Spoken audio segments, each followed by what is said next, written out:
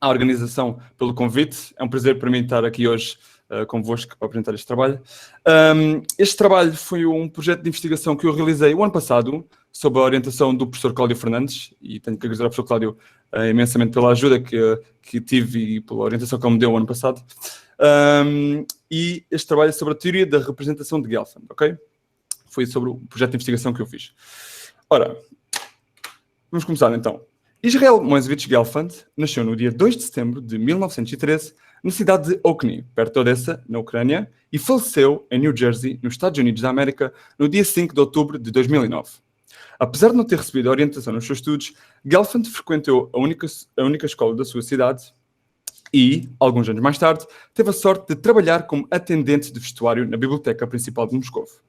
Isso deu-lhe a oportunidade de conversar com alguns estudantes de matemática dessa universidade. No início da sua carreira, Gelfand foi influenciado por vários matemáticos de Moscou, nomeadamente o seu orientador de tese, Andrei Kolmogorov. Israel Gelfand entrou no programa doutoral sem completar o ensino secundário e, em 1935, defendeu a sua tese de doutoramento.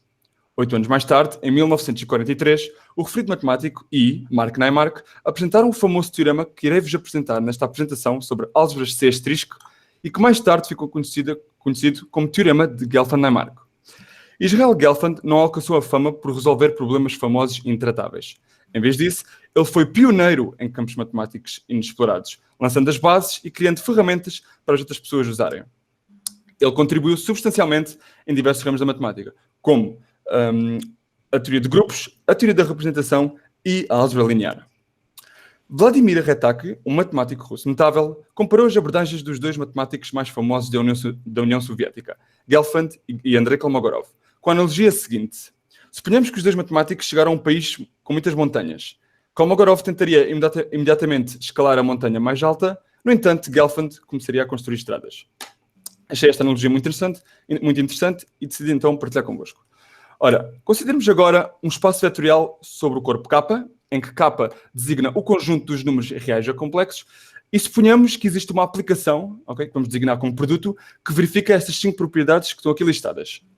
Se tivermos um espaço vetorial sobre o corpo K que seja munido de uma aplicação nestas condições, dizemos então que estamos perante uma álgebra. Okay?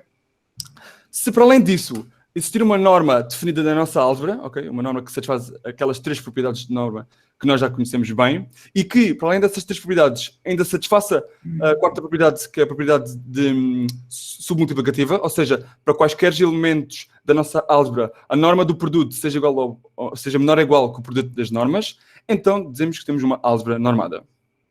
Se para além destas condições todas ainda tivermos uma álgebra completa, ou seja, uma álgebra onde todas as sucessões de Cauchy são convergentes, então dizemos que temos uma álgebra de Banach. Neste trabalho, iremos considerar que uma álgebra é comutativa se e só se, para quaisquer elementos A e B da álgebra, o produto da AB for igual ao produto BA. Dizemos que a álgebra tem a unidade de se e só se existir um elemento E, tal que para qualquer elemento A da nossa álgebra, o produto de E vezes A seja igual ao produto de A vezes G e seja igual ao elemento A. E dizemos que o elemento A é invertível se e só se existir um elemento B da álgebra, tal que o produto de A por B seja igual ao produto de B por A e que seja igual à unidade E. Neste trabalho, iremos considerar sempre álgebras com unidade, no entanto, os resultados que irei-vos mostrar daqui a pouco eram perfeitamente válidos para álgebras sem unidade. Ora bem, apresento-vos agora o famoso teorema da representação de Gelfand, okay, para álgebras de Banach comutativas com unidade, e que garante que esta função aqui, representada pelo acento circunflexo, okay, que nós já vamos daqui a pouco entender melhor que função especial é esta, este teorema garante que esta função satisfaz várias propriedades. E vou destacar 2 delas. A primeira é que esta função, que designamos como transformação de Gelfand, este acento circunflexo, é uma função contínua, ok? Todos nós sabemos a importância de funções contínuas na matemática. E para além disso, com esta função também conseguimos caracterizar completamente a invertibilidade da nossa álgebra, ou seja, conseguimos garantir completamente quais são os elementos invertíveis da nossa álgebra de Banach comutativa com unidade. Mas, para entendermos completamente este teorema, precisamos de mais ferramentas. E com isso, começamos com a definição de ideal. Ora, consideramos A uma álgebra e uma subálgebra de A, ok? O que é uma subálgebra? Uma álgebra que está contida na nossa álgebra.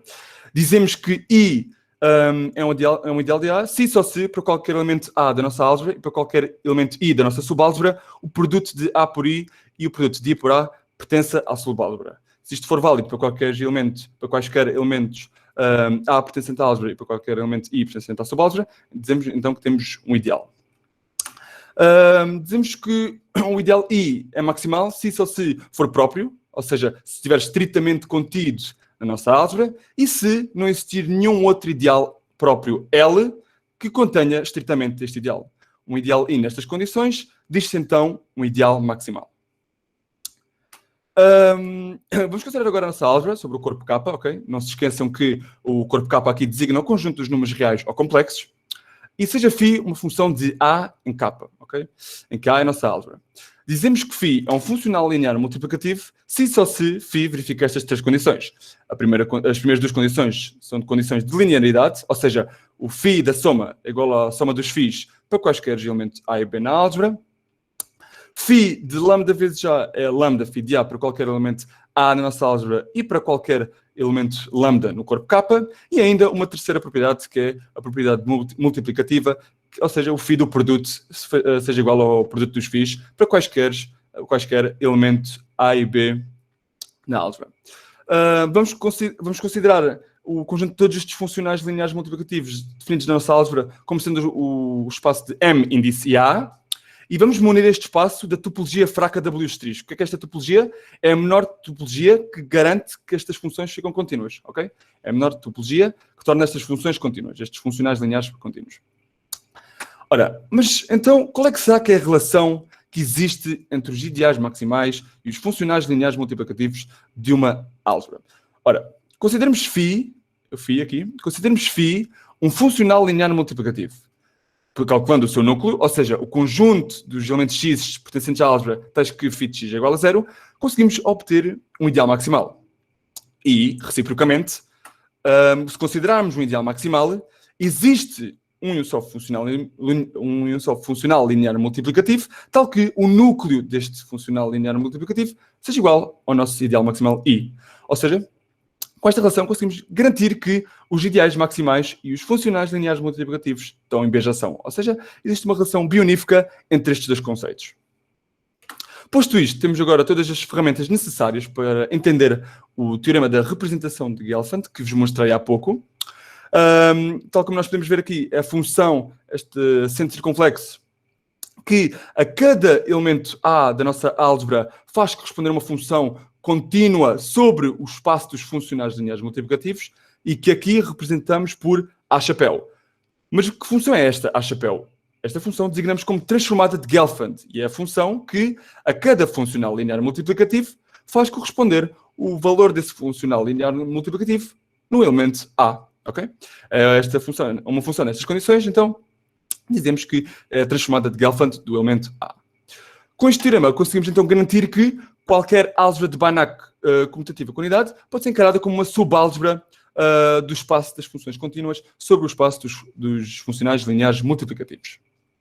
Ora, mas para vos apresentar mais teoremas, precisamos de mais ferramentas. Já sabemos o que é uma álgebra de Banach e apresento-vos agora outra definição. Portanto, vamos considerar uma álgebra de Banach que está munida de uma aplicação asterisco, vamos designá-la como involução, que verifica estas quatro propriedades, ou seja, a involução da soma é a soma das involuções, para quaisquer elementos A e B na nossa álgebra.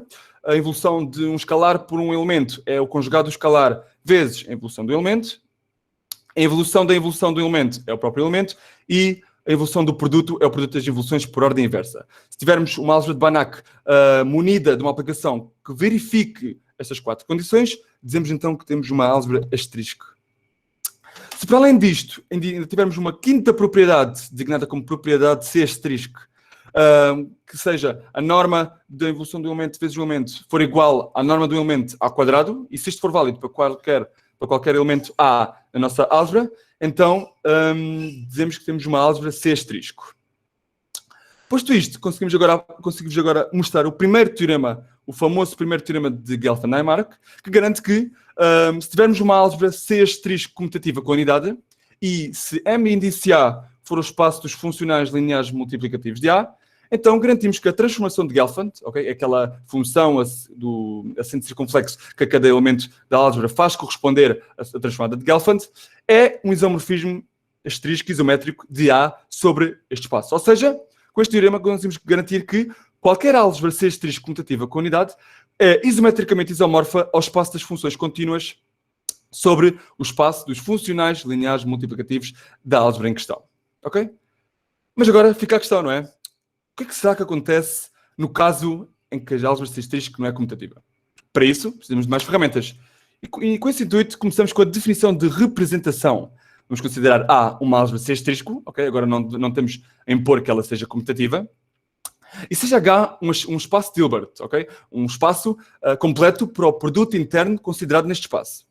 Dizemos que HP, ou simplesmente π, é uma representação de A, se e só se a função π, definida de A para L de H, e L de H é o quê? É o espaço dos operadores lineares limitados definidos do espaço H para o espaço H, for o homomorfismo asterisco da nossa álgebra para, então, este espaço dos operadores lineares limitados definidos em H.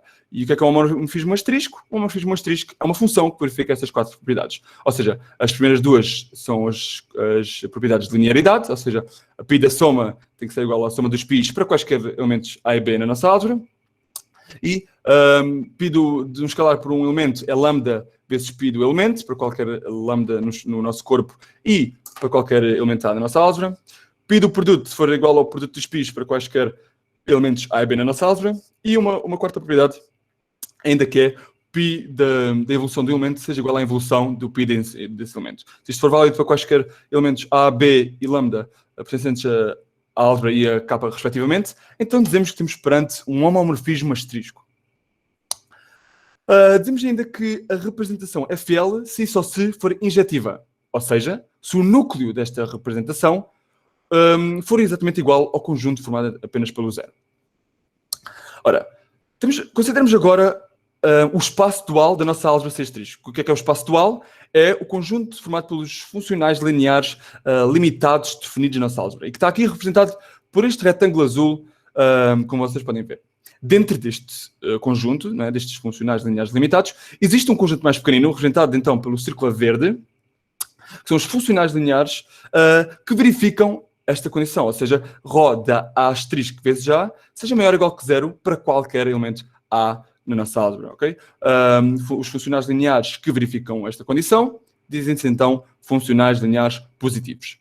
Dentro deste círculo verde existe ainda um subconjunto mais pequenino, representado pelo hexágono amarelo, que são os estados, ou seja, são os funcionais lineares positivos com norma igual a 1. Ok? E depois, dentro deste conjunto, okay, existe ainda um conjunto mais pequenino, formado pelos estados puros, que são estados especiais, e aqui representados pelos estes círculos a vermelho, como vocês podem ver, os vértices deste hexágono, e que são estes estados puros que vão garantir que cada um deles vai estar associado a uma representação definida na nossa álgebra. Ou seja, este estado puro vai estar associado aqui a uma representação, este estado puro vai estar associado a outra representação, este estado puro associado a outra representação, e assim sucessivamente.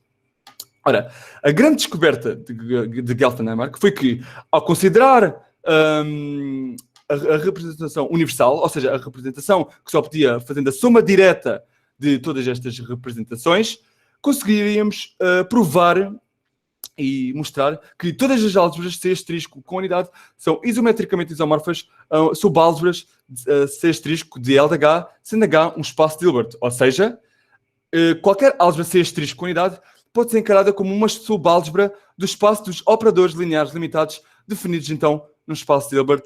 E termina assim a minha apresentação. Muito obrigado pela vossa atenção.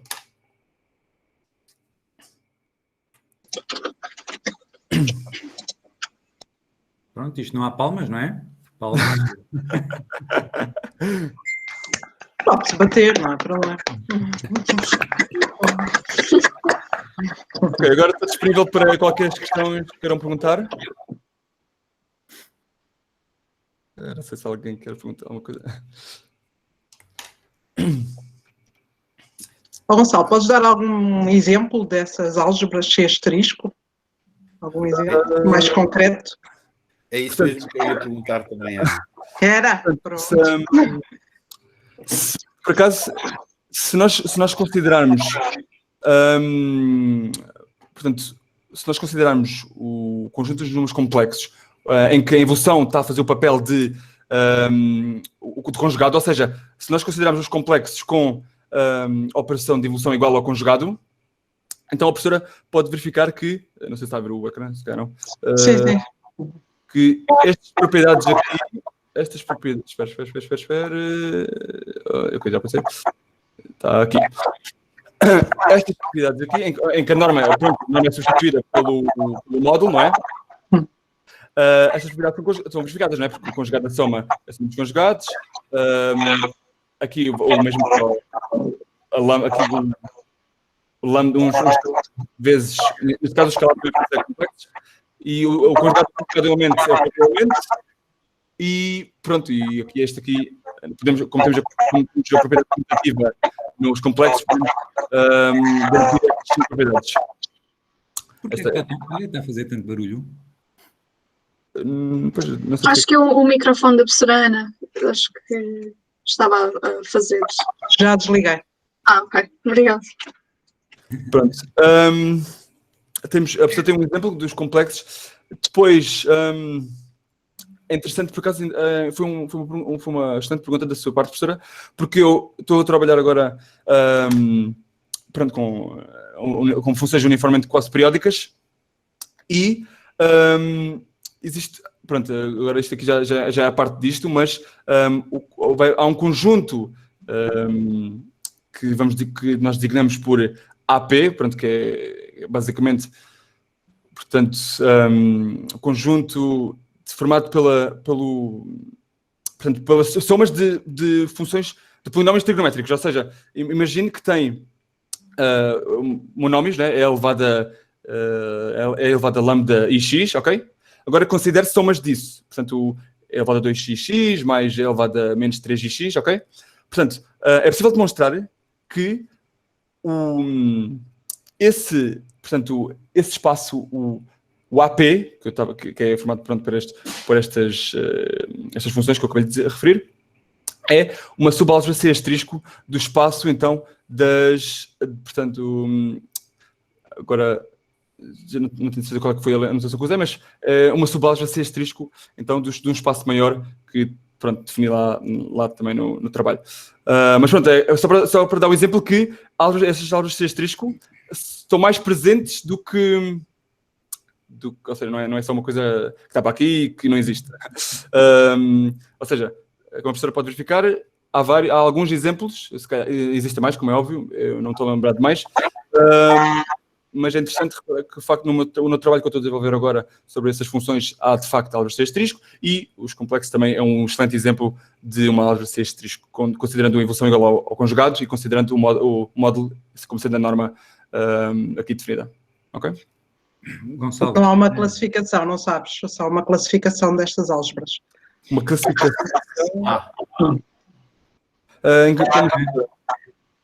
Não sei se o professor Cláudio pode ajudar.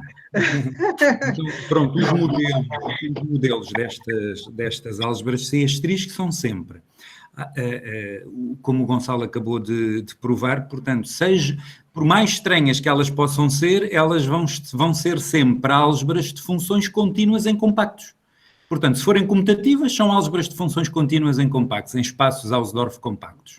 Portanto, o que é uma álgebra ótima, porque é que estes teoremas são importantes? Porque nos permitem estudar a invertibilidade na álgebra, não é? Portanto, se é comutativa, o que a gente sabe é que a álgebra, no fundo, é uma álgebra de funções contínuas, o que é extraordinário, porque significa que a gente sabe estudar a invertibilidade dos elementos dessa álgebra, porque pegamos no elemento, associamos a função contínua que lhe está associada pela transformação de Gelfand e estudamos a invertibilidade dessa função. Exato. Uma função contínua ser invertível, como elemento numa álgebra é só não ter zeros. Vamos calcular os zeros da função, se ela não tiver zeros é invertível. Se a álgebra não é comutativa, o que o segundo teorema que chamamos segundo teorema aqui de Gelfand-Naimark diz é que a álgebra, no fundo, é a álgebra de operadores. Num espaço de Hilbert, portanto, o que é que isto significa? Acabam todas as álgebras por ser, todas estas álgebras C asterisco, por estar dentro de uma álgebra de operadores lineares limitados.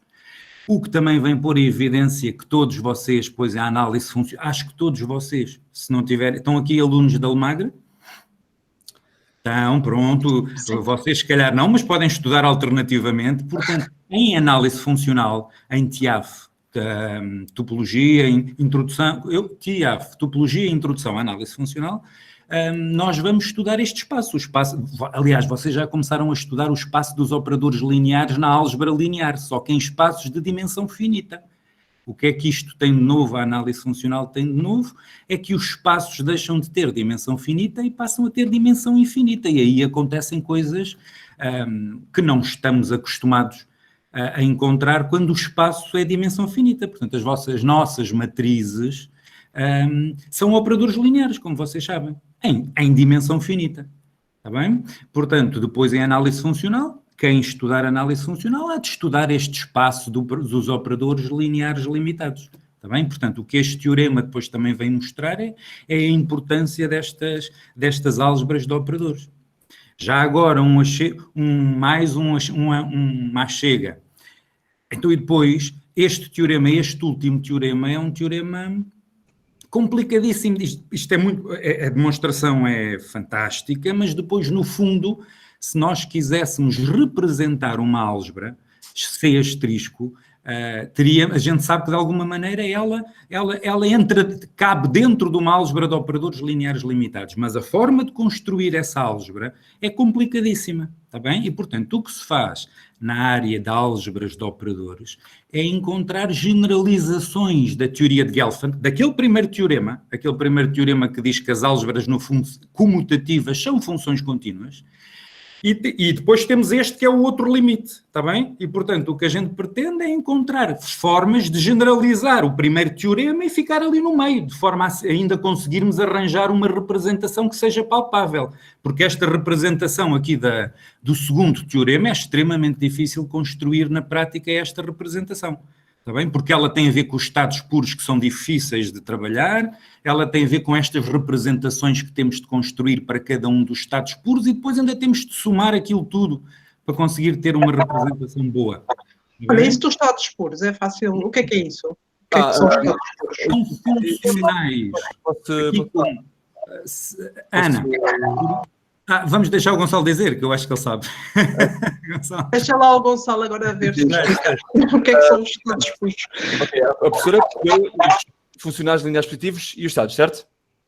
Os estados puros vão ser os estados, estes estados aqui, ou seja, funcionais lineares positivos com norma igual a 1, que, portanto, dada uma combinação convexa, ou seja, se a professora tiver ρ igual a lambda ρ de 1 mais 1 menos lambda ρ de 2, em que ρ1 e ρ2 são estados, e isso tem de implicar, ok, isto é um estado puro, se só se, dada uma combinação convexa, isso implica que o ρ seja igual a ρ1 e igual a ρ2. Ou seja, a única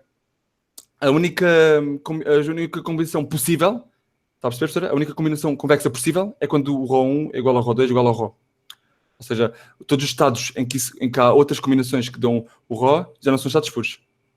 Percebe, professora? Ok. Portanto, não sei se o Gonçalo está a dizer é que eu perdi a pensar. E os estados puros são... Ou seja, isso é exatamente. Isso é a razão pela qual eles têm que ser os extremos do hexágono. Pronto, eu usei o hexágono só para ser mais engraçado. Mas isso é a razão pela qual eles têm os extremos. Caso contrário, um ponto no meio seriam uma combinação convexa em que ρ1, ρ2 e ρ não eram iguais. E isso já contradizia a definição aqui do estado puro. Ok? São as faces, não é? As faces do... É exatamente, são os vértices. Os vértices, desculpa. São os vértices. Exato. Os vértices. Tenho uma pergunta maldosa. Qual é a relação entre isso e a transformada de Fourier? Ok. Portanto, por acaso é engraçado porque também estou a estudar a transformada de Fourier. Pois estás a falar da exponencial, não é? Portanto, Pois, eu estava complexa tem que ter a ver com a transformada de Fourier, não é? A relação entre a transformada de Fourier e qual conceito? Que eu não percebi muito bem qual é. Entre o que? A transformada de Gelfand. Ok, por acaso, vou-lhe ser sincero que eu não consegui ainda perceber bem a relação entre esses dois. É por isso que eu disse que a pergunta era maldosa. Tenho que admitir. Mas pode ser que em breve saiba essa resposta. mas pronto, certamente deve haver alguma relação. A transformada de Fourier, Gonçalo, é a transformada de Gelfand do espaço L1. Ok. Está bem? Ok. Das funções mensuráveis, né? Integráveis, está bem? Sim, integral do módulo é menor que infinito. Sim.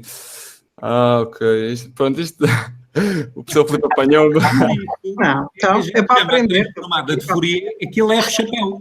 Gonçalo, aquele F-chapéu que damos à transformada de Fourier vem daqui, tem relação com este chapéu que você pôs aqui. Pois, eu por acaso ainda não tinha percebido bem essa... Não chegou lá. Não. Mas pronto, foi uma excelente questão e agora já te fica a saber. Obrigado. E eu vou acrescentar uma coisa mais no aspecto da física, ou seja, esta teoria tem uma aplicação extraordinária em física, em mecânica quântica e em teoria quântica dos campos. Ou seja, a questão da classificação, que acho que foi a Ana Casimiro que fez, é mesmo a questão ainda muito popular, quer dizer, muito moderna, que a gente não sabe responder completamente, a nível de perceber as teorias quânticas, que tipo de teorias quânticas, quer dizer, no geral, podemos obter a partir deste tipo de formalismo. Porquê? Porque a mecânica quântica, caso não sabem, as grandezas físicas são modeladas por operadores. Ou seja, temos que perceber o que são álgebras de operadores. Por além disso, a definição de estados e de estados puros tem a origem física mesmo. Ou seja, um estado é um vetor, ou seja, um elemento normalizado. E depois já nem vão entrar na relação entre isso e a teoria ou seja, probabilidades, porque aqui está por trás várias formas ou seja, uma das diferenças essenciais, para ser muito breve, uma das diferenças essenciais entre a indeterminação quântica e a indeterminação à qual nós estamos habituados nas probabilidades usuais, vamos dizer, está entre álgebras de operadores que são não comutativas e o caso comutativo. Isto é uma área muito, muito interessante. Já acabei. Ia mesmo perguntar sobre isso, sobre a aplicação dos estados puros, porque já tinha ouvido falar e ia-te perguntar, mas pronto, obrigada, professor, por ter explicado essa parte. Obrigado, professor Filipe. Alguma questão que nem queira colocar mais? O Gonçalo tem andado um bocado triste porque ainda não começou a trabalhar nisto, ele está a trabalhar. O Gonçalo, mas vai trabalhar, hein? Há de trabalhar. Até ele Gonçalo ainda está a dizer. as cadeiras do mestrado, não é? Portanto, é normal. Mas ele já está a estudar aí umas coisitas, essas tais funções, uniformemente quase periódicas, que formam uma álgebra C(X), não é, Gonçalo? Exato. A ideia é ir estudar a invertibilidade de uma classe de operadores construída a partir dessas funções. E, portanto, não vai ter a sorte desses operadores serem comutativos, porque se fossem comutativos o primeiro teorema resolvia, não é? Pois, exato. Mas a ideia é depois encontrar critérios de invertibilidade desses operadores. Portanto, é ali como o professor Filipe disse, é estar no meio, a álgebra não é comutativa, e está-se no meio entre as comutativas e este segundo teorema, que é muito difícil depois de construir e na prática, para saber a invertibilidade dos operadores. Pois, porque este teorema aqui, quando temos a álgebra de Banach comutativa, ou esta segunda propriedade que eu referi, que o elemento na álgebra é invertível se e só se a transformada de Gelfand de um funcional linear multiplicativo for diferente de zero para qualquer funcional linear multiplicativo, é muito bom, não é? Porque assim temos completamente a invertibilidade definida na nossa álgebra. Infelizmente não temos este resultado aqui no final. Era bom, não era? Assim é mais interessante o problema. Querias tudo fácil, não é? Corrija-me se eu estou a dizer um disparate, mas este tipo de resultado faz um bocadinho a ligação entre a álgebra, as álgebras de análise funcional e a geometria, porque a partir do momento onde a gente representa uma álgebra num espaço de Hilbert, que é um espaço, entre aspas, geométricas, temos aqui uma correspondência entre a álgebra e geometria. E obviamente que a álgebra é muito mais interessante, entre aspas, quando não é comutativa. Sim, porque aqui temos um produto interno definido e é graças a esse produto interno que vamos conseguir trabalhar nestas somas diretas que são difíceis de construir, mas sim, precisamos, sem dúvida, do produto interno lá definido no espaço de Hilbert, exato. Sim, a ideia era depois poder usar os conhecimentos que temos de operadores em espaços de Hilbert, não era? O ideal era que o espaço de Hilbert fosse de dimensão finita, mas isso não temos, não se consegue. Pronto, e usando isso, tentar caracterizar a invertibilidade dos elementos da álgebra, não é? Exatamente. Tenho só mais uma questão. Dos estados puros, porquê só 6? Ok. Boa pergunta, Angélica. Ok, por acaso isto foi uma excelente questão, porque por acaso até revi isso hoje de manhã. Repara, eles não têm que ser 6, mas tem que ser pelo menos um, porque há um teorema que eu provo, que eu também posso fornecer o meu relatório de investigação a quem quiser ler. Há um teorema que prova que todas as álgebras C asterisco têm pelo menos uma representação, ok? Portanto, é não vazio. Agora, eu meti 6 porque, pronto, vai um hexágono. Porque, pronto, não é exatamente, não tem que ser 6. Umas pode ter, sei lá, 10, 5, 3. São muitos, em geral são infinitos, hein, Gonçalo? Em geral são muitos. Ok, certo. Pensava que também podia haver o caso em que eram finitos. Mas agora há de haver algumas álgebras que têm finitos. Também as álgebras de dimensão finita, possivelmente, eu acho que tem a ver com os elementos da diagonal principal. Quando estamos uma álgebra C asterisco, o caso mais famoso, um dos casos famosos para vocês é a álgebra das matrizes quadradas. Está bem? Pois, exato. E, portanto, os estados puros hão de estar associados às entradas da diagonal principal. Agora tinha de pensar um bocadinho. A gente pega imaginem que eu tenho agora está-me a falhar qualquer coisa que eu não estou a ver, mas pego num funcional que vai buscar a entrada 1. Um funcional que pega numa matriz e atribui a entrada 1. Tinha de pensar se isto é um estado puro. Está bem? E depois temos outro funcional que associa à entrada 2, 2 das matrizes. Está bem? Agora tínhamos de ver aí as condições, está nas condições. E possivelmente até estou a mentir. Se calhar tinha de ser para aí um... Não serão os projetores. São difíceis. Como não serão os projetores. É isso.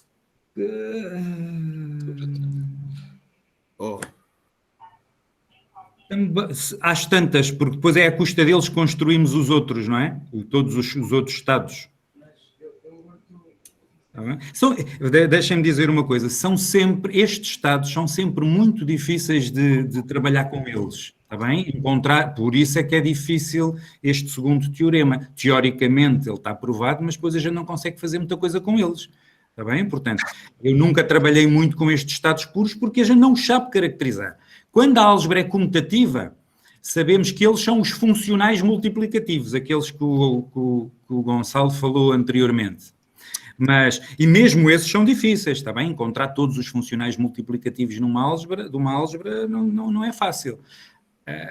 E, portanto, a gente não gosta muito de trabalhar com estes estados puros. Está bem? Mas Angélica, se não me engano foste tu que comentaste, mas respondendo a tua questão, pelo menos junto tem que lá estar, ok? Mas pronto, 6 foi um hexágono engraçado. Portanto, foi 6, ok? Ok, obrigada. A ideia do 1, Gonçalo, é a ideia de que a gente fala em coisas que podiam não existir, não é? Pelo menos há sempre um. Sim, exato. Pelo menos há sempre um. Sim, posso-vos mostrar depois, a quem quiser, que existe de facto pelo menos um, como mostra no meu trabalho. Alguém quer dizer alguma coisa? Então não está caracterizado este conjunto, não é? De estados, não se sabe. Não em alguns casos especiais, ou particulares, é que se sabe como é que é o espaço. Em caso geral, é muito difícil, sim. Em caso geral, esta construção aqui, professora, das regularizações e do Estado de Expurgo, não é? É muito, portanto, porque este conjunto aqui, PDA, é o conjunto dos Estados Puros, ok? Lá no meu trabalho usei este P indiciar como os Estados Puros da nossa álgebra. Esta soma direta, sim, num caso geral, que tal como o professor Cláudio disse há pouco, são muito difíceis de trabalhar com. Porque eu acho que isto, no fundo, é um tipo de diagonalização à dimensão infinita. Logo, é obter um critério de diagonalização à dimensão finita, já sabemos o que é, mas a dimensão infinita... Isto é muito bonito. A teoria espectral é muito bonito. Sim. Concordo. Apaixonante. São difíceis de caracterizar, Ana. A gente não... É difícil de lidar com eles. Está bem? Portanto, nós nunca chegamos, nos nossos critérios de invertibilidade, nunca chegamos a trabalhar com os estados puros. Está bem? Portanto, a gente não tenta encontrar critérios, mas sem recorrer aos estados puros. Está bem? Portanto, aqui do ponto de vista teórico, a gente sabe que eles existem e sabemos que conseguimos construir estas representações. Está bem? Mas depois não chegamos lá. Está bem? Quando estamos a construir, tentamos alguma coisa intermédio entre, como eu disse, já me estou a repetir. Hein?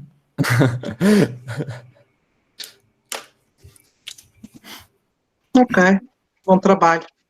Obrigado. Muito obrigada, Gonçalo. Foi uma apresentação muito boa, muito interessante. Obrigado E a também. ligação essa dos estados puros também foi muito interessante. Não sei se a Diana quer acrescentar mais alguma coisa, ou se alguém mais quer acrescentar algo. Se tem alguma dúvida. Pronto. Então, nós ainda não temos nenhuma sessão agendada, a seguinte, mas em breve vamos colocar mais informação. A Diana. Ok. Temos agendado, temos o título da sessão, que é dia 24 deste mês. Vem a Sofia Costa. A partida será uma sessão mais ligada à parte financeira, mas ainda não tem título. Muito bem. Diversificar. Tem que diversificar. Exato. Então, quero agradecer a toda a gente por ter participado. Ao Gonçalo, claro, por ter vindo. Obrigada. Pronto, espero ver-vos em breve e teremos notícias em breve também no nosso site.